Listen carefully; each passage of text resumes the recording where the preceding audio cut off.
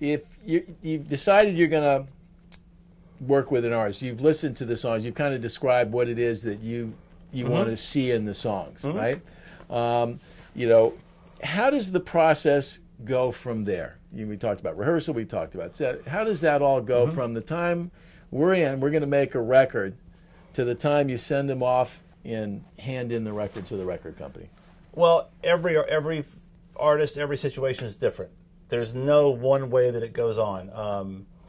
It could be anything from I like this artist, I like this band, I like these people, whatever, but they have no songs for this record yet. Okay, we'll come back when you've written songs and we'll go from there. We're going to agree to make a record, but we're not going to do it right now until you're ready. It could be as far away as that to I meet with someone, they have demos, they have a dozen songs demoed, and 7 of them are really great.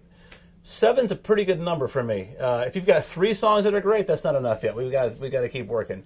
If someone's got 7 or 8 songs that are in pretty great shape, then I know they can go back and write probably 4 or 5 more and get to that place. Everybody's different. I used to do a lot more what we would call pre-production, where you go in and rehearse with the band. I used to do that a lot more than I do now. I think I found over the years that I don't find that as necessary if it's a band that plays together regularly. I find that once the songs are kind of, it's more about getting the right songs, more so than practicing those songs. Yeah. And I found that if you have a group of guys or women that play together very well, they're going to come together in the studio pretty well. I don't believe in this practicing for 3 months for a record. We're going to spend 4 weeks in making. It's just never really worked out for me that way. You know, sometimes I think people think you start a recording process and you just go till completion, when in fact sometimes it sounds like you need to take some breaks in the action. And when that happens, are you able to work in other things and compartmentalize that in your mind?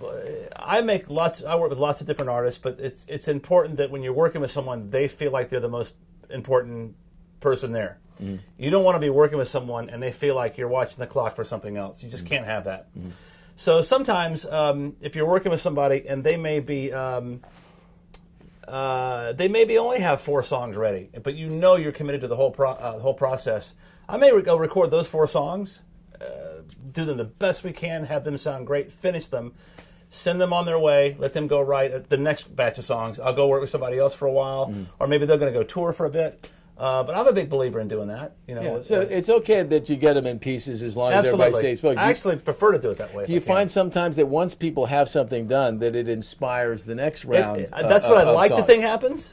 Sorry about that. I like to think that's a big part of it, and I'm a big believer in that. But it doesn't always work that way.